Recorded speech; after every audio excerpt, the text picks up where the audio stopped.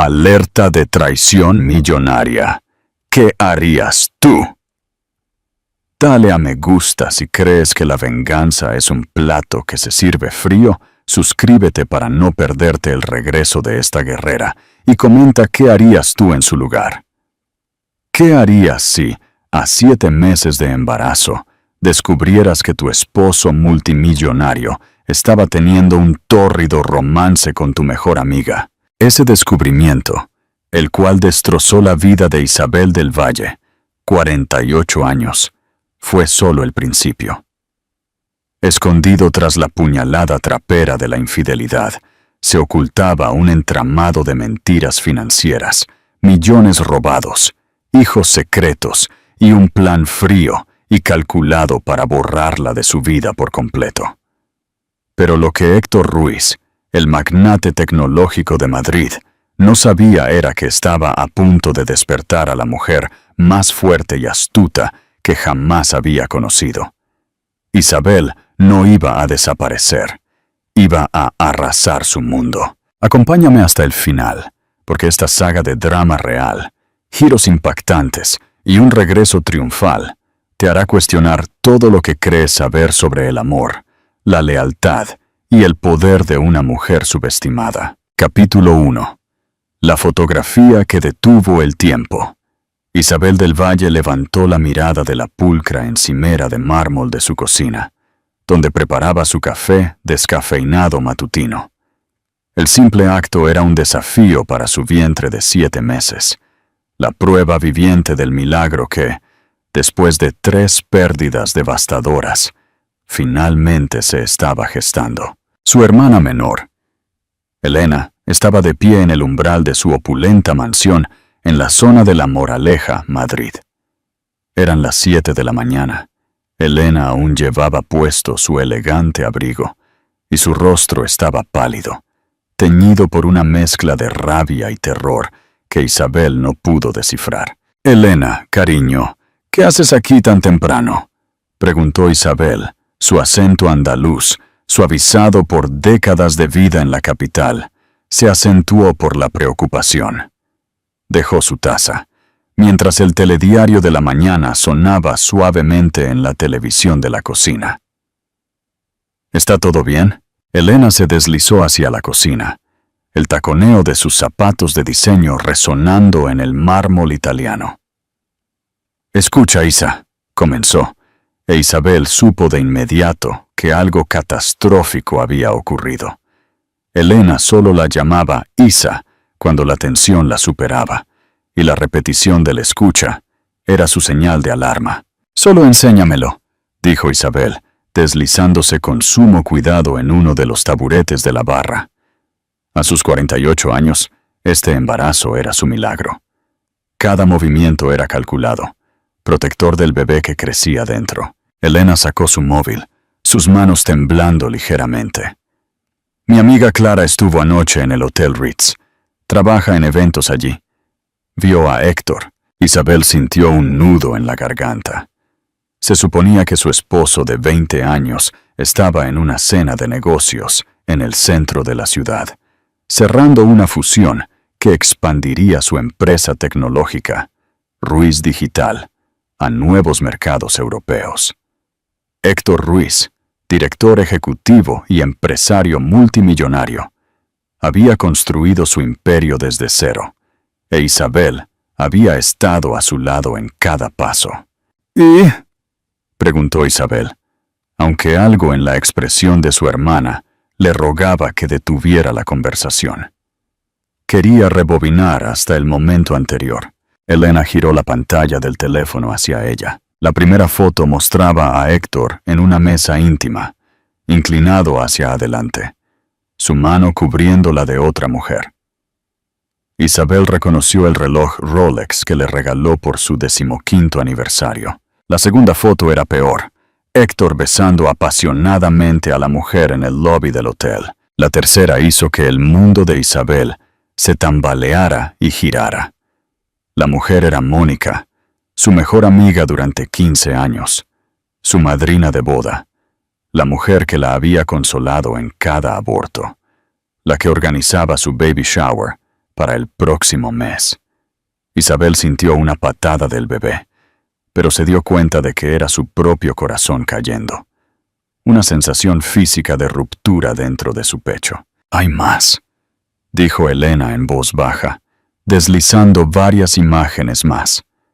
Mónica riendo, su mano en el pecho de Héctor, él susurrándole al oído, y los dos entrando juntos en un ascensor, con la mano de Héctor posada en la parte baja de la espalda de Mónica, con esa familiaridad posesiva que Isabel conocía demasiado bien. «Necesito llamarle», dijo Isabel, sorprendida por la firmeza de su voz.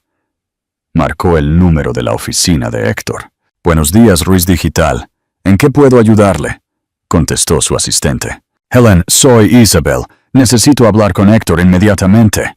«Lo siento, señora Ruiz, pero el señor Ruiz está en una reunión y pidió no ser molestado.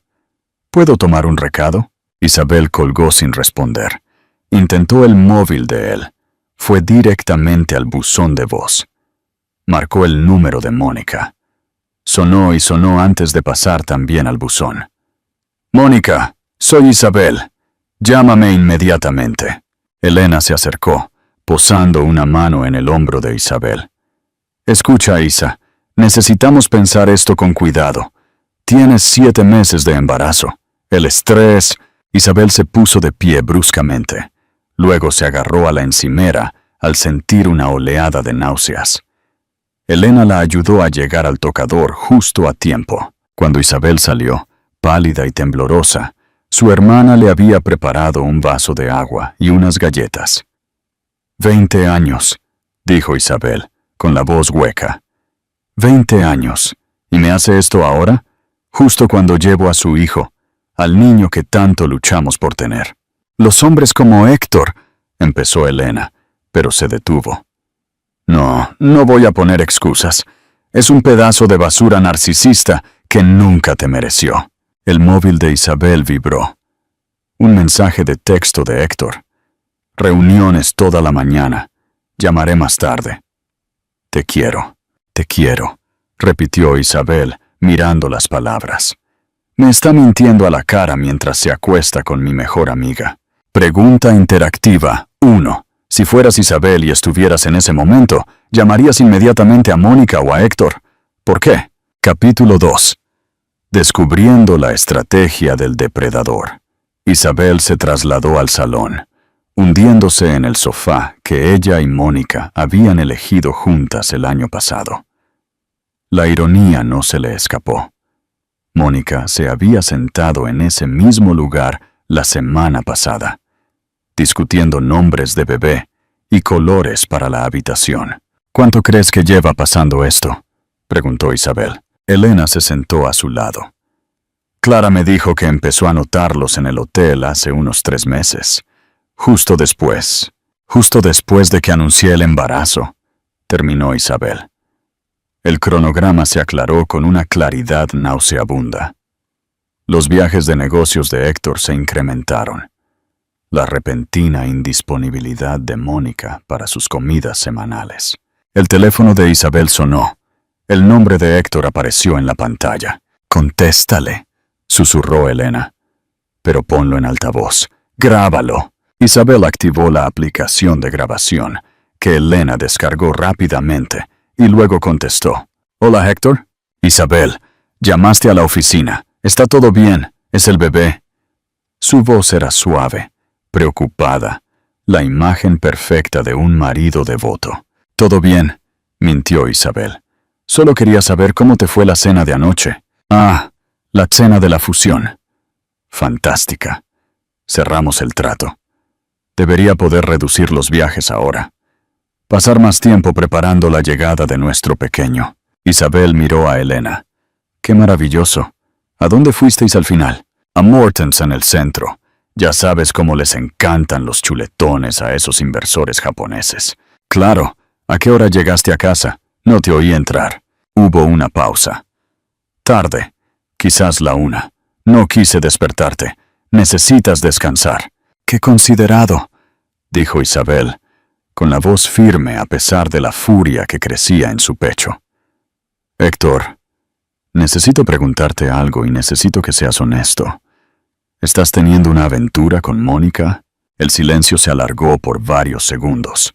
Luego, Héctor soltó una carcajada forzada y hueca. Isabel, ¿de dónde viene esto? Estás hormonal. Este embarazo te está haciendo ver cosas que no existen. ¿Así que lo niegas? Por supuesto que lo niego. Mónica es tu amiga. Nunca lo haría, Isabel. Estás siendo ridícula. ¿Es por lo del viaje? Ya te dije que todo es de negocios. Tengo fotos, Héctor. Otro silencio. Luego, su voz se transformó, volviéndose más dura, más fría. ¿Qué fotos? Tú y Mónica en el Ritz anoche. ¿Quieres que las describa o prefieres dejar de actuar? Ella escuchó su respiración. Podía imaginarlo en su lujoso despacho, tocándose la oreja. Un gesto que hacía siempre que era atrapado en una mentira. Isabel, puedo explicarlo. Ella colgó. Elena le apretó la mano. Lo hiciste bien. Muy bien. Isabel se levantó, con una mano en su vientre, donde su hija ahora definitivamente pateaba. Necesito el número de Barbara Chen, la abogada de divorcios que mencionaste el año pasado. ¿Estás segura? Quizás deberías. Estoy segura, interrumpió Isabel. Él ha estado planeando algo. Lo presiento. Esto no fue solo una aventura. Héctor Ruiz no hace nada sin una estrategia. Esa tarde, en el despacho de Barbara Chen, en el centro de Madrid, el alcance total de la traición de Héctor se hizo dolorosamente claro. Bárbara, una mujer menuda con ojos penetrantes y una mente legal aún más aguda, revisó todo. Señora del Valle, voy a ser directa. Su marido lleva meses planeando esto. La aventura con su amiga es solo una parte.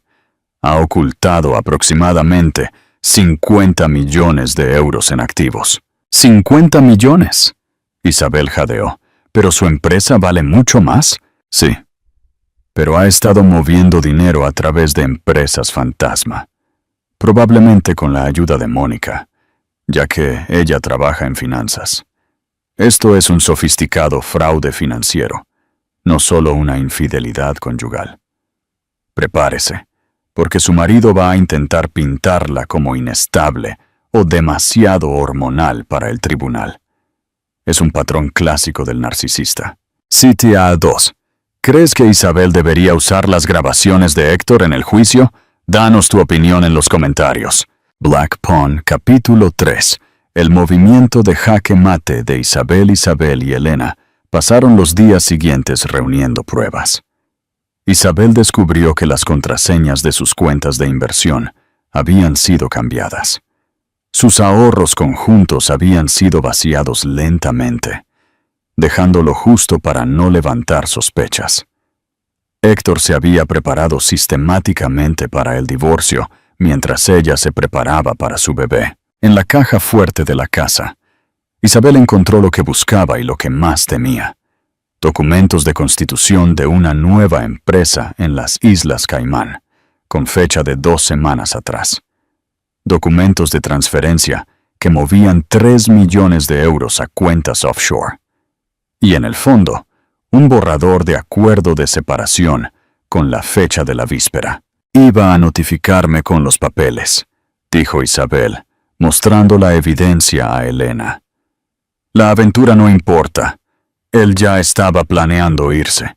Estaba esperando que la niña naciera para desecharme. El abogado de Héctor se presentó en la casa a medianoche con una orden de alejamiento que impedía a Isabel entrar a la propiedad de Ruiz Digital y un documento legal que decía que la Casa de la Moraleja había sido transferida a la empresa un año atrás.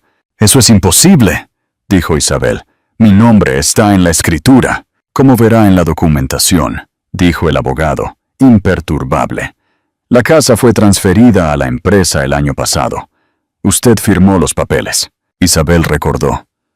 Héctor la hizo firmar documentos que, según él, eran solo asuntos fiscales.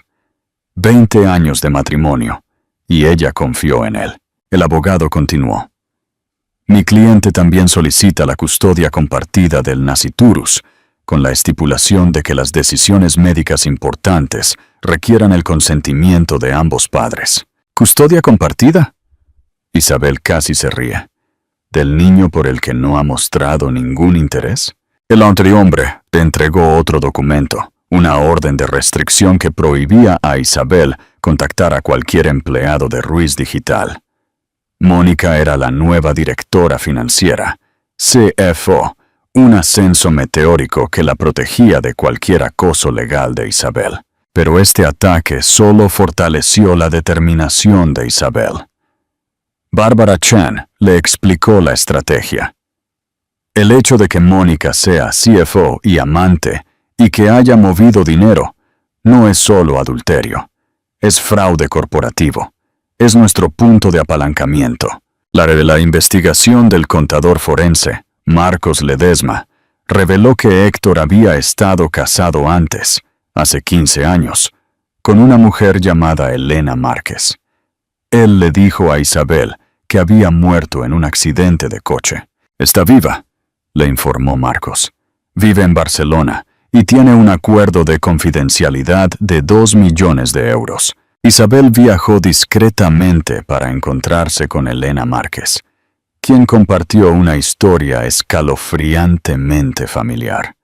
La amante, la manipulación emocional, el intento de pintarla como mentalmente inestable y la estrategia de ocultación de activos. La diferencia es, dijo Elena Márquez, con una sonrisa de complicidad. Yo no tenía un bebé. Eso te hace más vulnerable, pero también más fuerte. Tu hija es la razón para luchar. Pregunta interactiva 2.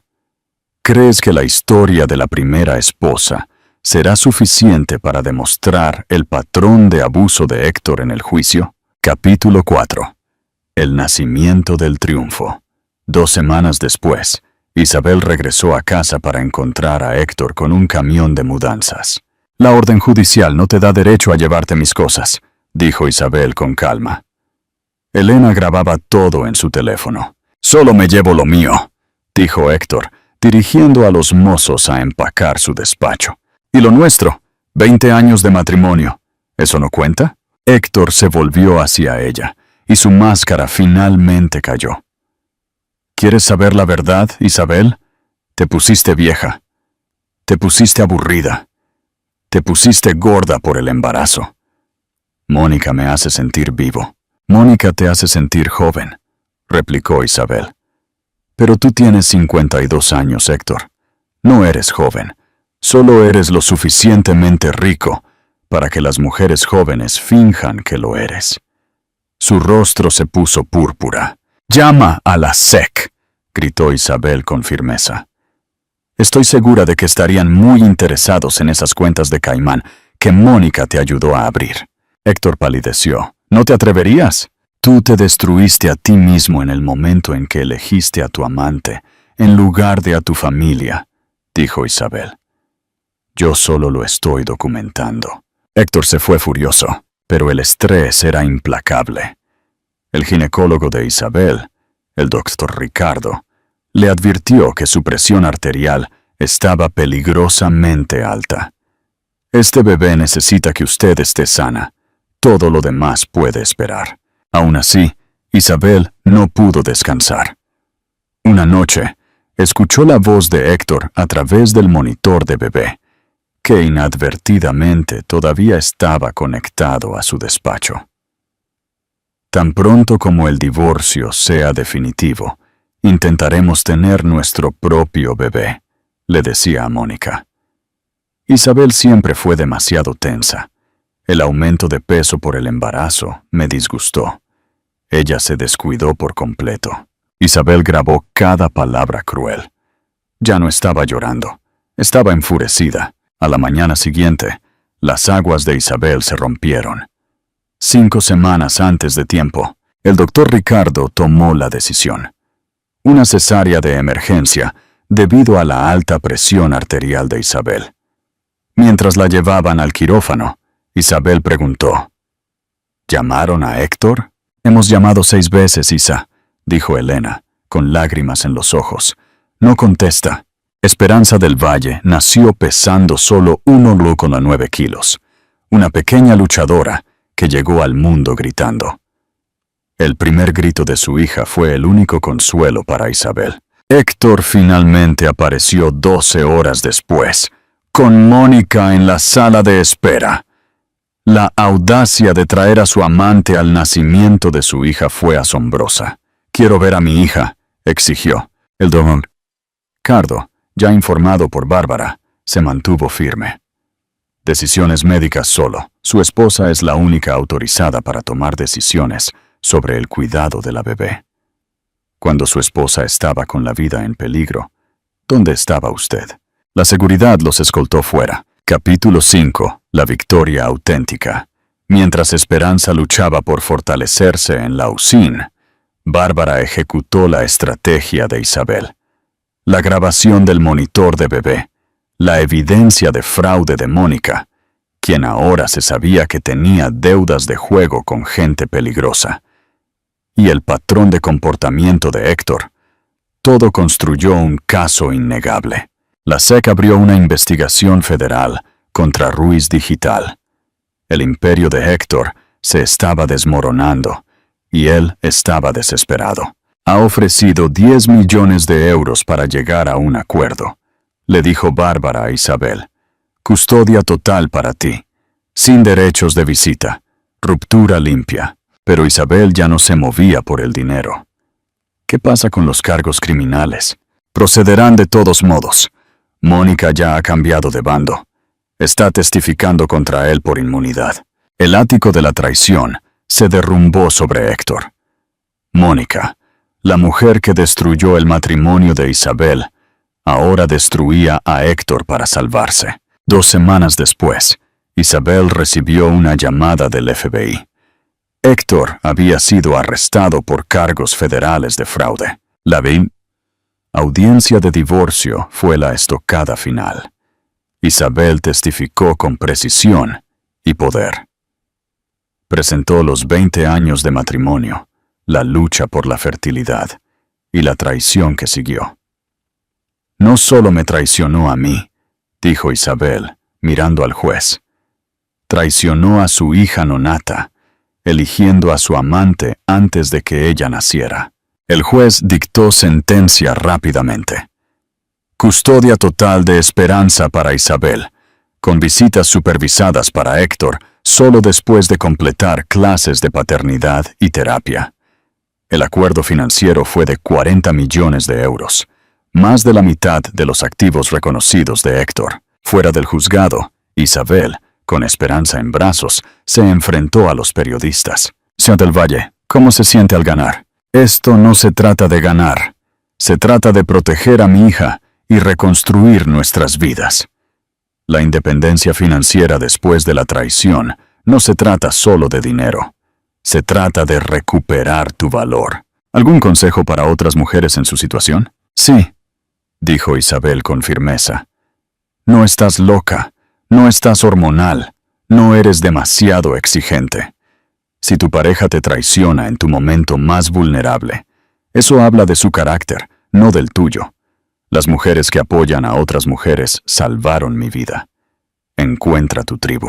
Conclusión y reflexión.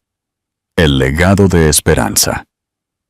6 meses después del divorcio, Isabel estaba en la oficina de su nueva empresa, Del Valle Soluciones para Supervivientes, una consultora que ayuda a mujeres a navegar divorcios de alto patrimonio y reconstruir sus vidas después del abuso narcisista. Elena Márquez era su socia. Esperanza, de 9 meses, gateaba en el parque de juegos de la oficina. Ella era la mascota de la empresa, un recordatorio del por qué hacían este trabajo. Héctor llamó desde prisión, donde cumplía una pena de 3 años por fraude fiscal. Quería ver a Esperanza. Podrás verla, dijo Isabel, cuando puedas explicarle por qué elegiste a tu amante en lugar de a su madre, y cuando puedas asumir la responsabilidad sin culpar a nadie más. Perdí todo, dijo Héctor. No, Héctor, dijo Isabel, con una paz absoluta. Lo tiraste todo por la borda. Hay una gran diferencia. Colgó, sintiendo solo lástima por el hombre que una vez fue su mundo. La historia de la traición que comenzó con unas fotos en un hotel se convirtió en un testimonio del poder de las mujeres que se apoyan entre sí y la fortaleza que surge de sobrevivir al abuso narcisista. El affair de Héctor con Mónica no fue el final de su historia. Fue el comienzo de quien estaba destinada a ser. Isabel del Valle, 49 años, madre soltera, directora ejecutiva de su propia empresa y sobreviviente triunfadora, finalmente era auténticamente ella misma. El regalo que le daría a su hija era el ejemplo de una mujer que se negó a ser minimizada, que convirtió la traición de su exmarido en su propio triunfo, y que demostró que la libertad emocional es posible a cualquier edad, siempre y cuando seas lo suficientemente valiente para luchar por ella. CTA 3. Hemos llegado al final de esta increíble historia. Si te inspiró la valentía de Isabel, déjanos un comentario con la palabra valor, y no olvides suscribirte al canal para más dramas con finales épicos. El auge de soluciones para supervivientes. 6 meses después de que Héctor Ruiz fuera enviado a prisión federal y la sentencia de divorcio otorgara a Isabel 40 millones de euros, la vida de Isabel del Valle se había transformado radicalmente. Ya no vivía en la mansión de La Moraleja, un lugar lleno de fantasmas y recuerdos amargos. En su lugar, se había mudado a un ático moderno y luminoso en el distrito Salamanca, un barrio vibrante de Madrid. Su hija Esperanza, ahora de 9 meses, gateaba por el suelo de madera clara de la oficina. La empresa del Valle Soluciones para Supervivientes no era solo un negocio, era una misión. Habían ayudado a más de 30 mujeres a escapar de matrimonios abusivos de alto perfil, a menudo recuperando activos ocultos que sus maridos narcisistas pensaban haber asegurado en paraísos fiscales. Elena Márquez, la primera esposa de Héctor, no solo era socia de Isabel, sino también su confidente más cercana. Su sabiduría sobre los patrones de comportamiento de Héctor resultó invaluable. «Isa, tenemos a una nueva clienta», anunció Elena en púas entrando en el despacho. 45 años, de Barcelona. Marido, CEO tecnológico, la abandonó por una becaria de 25. Lo clásico, pero hay un giro. Ella está embarazada y él está intentando alegar que la niña es de otro hombre para anular el divorcio. Está aterrorizada. Isabel tomó el archivo, sintiendo una punzada de ira que ya no estaba dirigida a sí misma. Era una ira protectora. «Envíala a Marcos Ledesma. Necesitamos una contabilidad forense completa y una prueba de ADN. Dile que la vamos a proteger, que su hijo es la prioridad, no la venganza». Pregunta interactiva 3. Si tú fueras Isabel, ¿cuál sería el primer consejo no legal que le darías a la nueva clienta para ayudarla a superar el miedo y la ansiedad? El trabajo interior. Sanando las heridas invisibles. A pesar del éxito financiero y legal, Isabel entendía que la verdadera victoria residía en la sanación interna. Comenzó una terapia intensiva para abordar el trauma del abuso narcisista, el miedo, la vergüenza, el sentimiento de ser desechada. Esas heridas son más profundas que las cuentas bancarias vacías, ¿no es así, Isabel?, preguntó su terapeuta, la doctora Camino. Sí, admitió Isabel. Sigo viendo mi valor a través de los ojos de Héctor. Todavía me pregunto si tenía razón.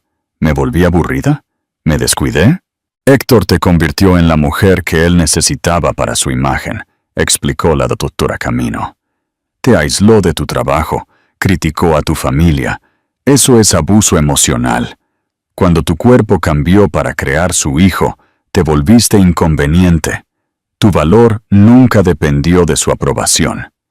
La Isabel que era aburrida Era la Isabel que estaba sobreviviendo a un matrimonio tóxico.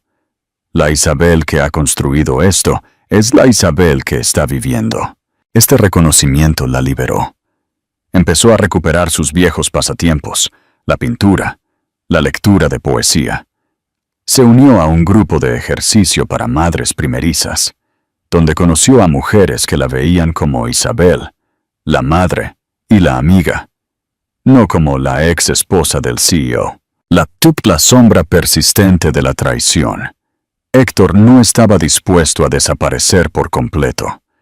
Un año después de su encarcelamiento, Isabel recibió una llamada. «Llamada desde un centro correccional federal», dijo una voz grabada. «Acepto», dijo Isabel, con la respiración entrecortada. «Isabel».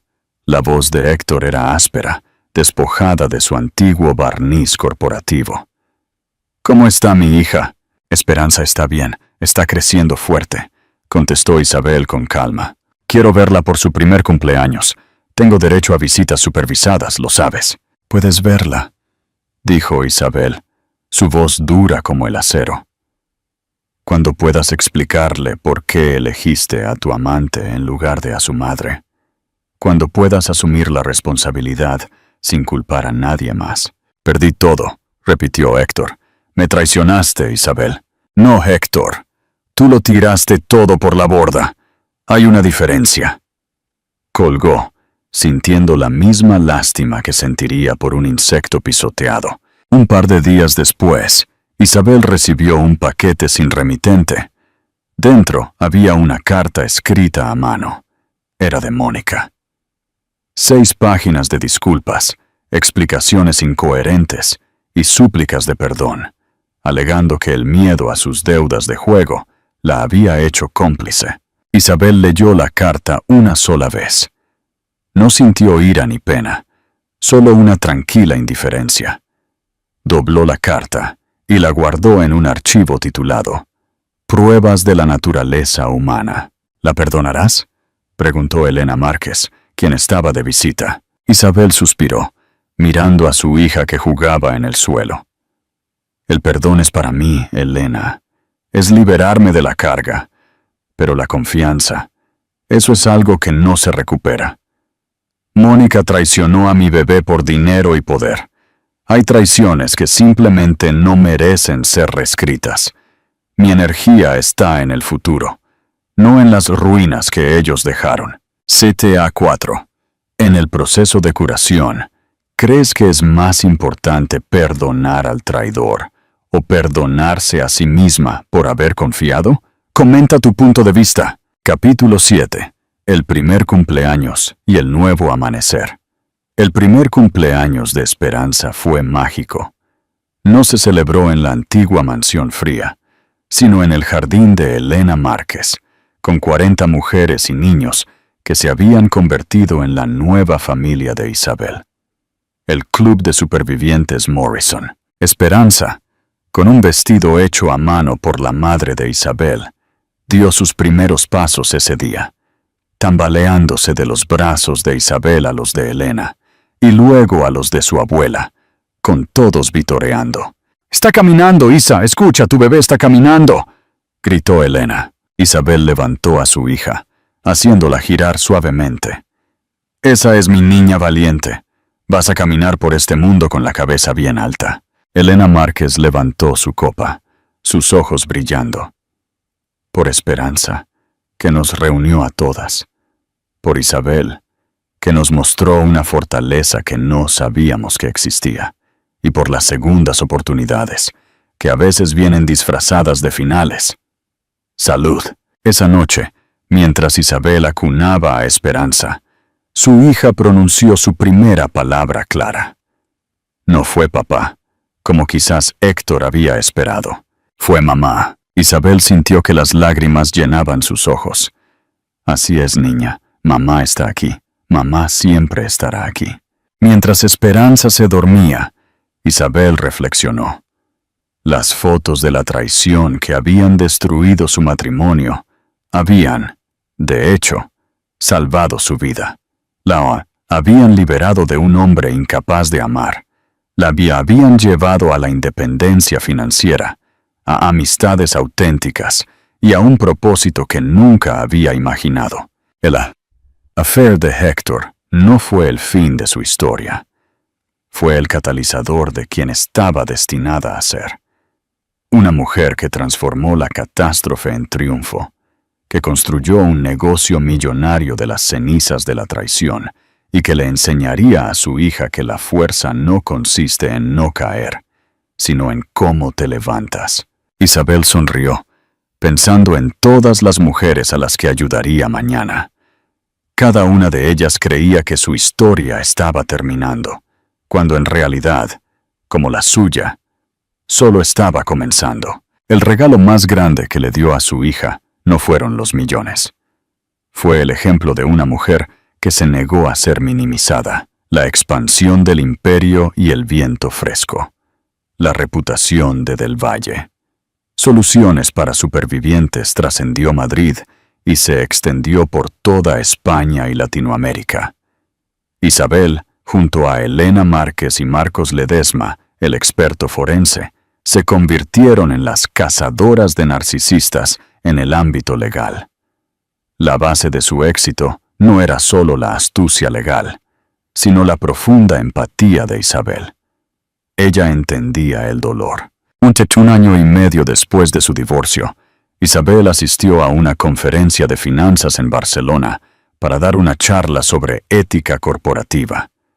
Mientras Isabel compartía la historia de cómo se descubrió el fraude de Héctor, sin mencionar nombres, por supuesto, notó a un hombre en la primera fila. Era alto, de cabello oscuro, con unos ojos amables y una expresión de intensa concentración. Al final de su charla, el hombre se acercó. «Señora del Valle, su valentía es inspiradora», dijo con un ligero acento vasco. «Soy Adrián Echeverría, una pequeña empresa de capital de riesgo. Yo también he lidiado con un socio narcisista que intentó arruinar mi negocio. Su discurso sobre la detección temprana del fraude financiero me dio mucho en qué pensar». Isabel sintió una conexión instantánea, no romántica, sino profesional. Era la primera vez que un hombre de negocios no la trataba con condescendencia o como un trofeo. «Gracias, señor Echeverría», respondió Isabel, sonriendo genuinamente.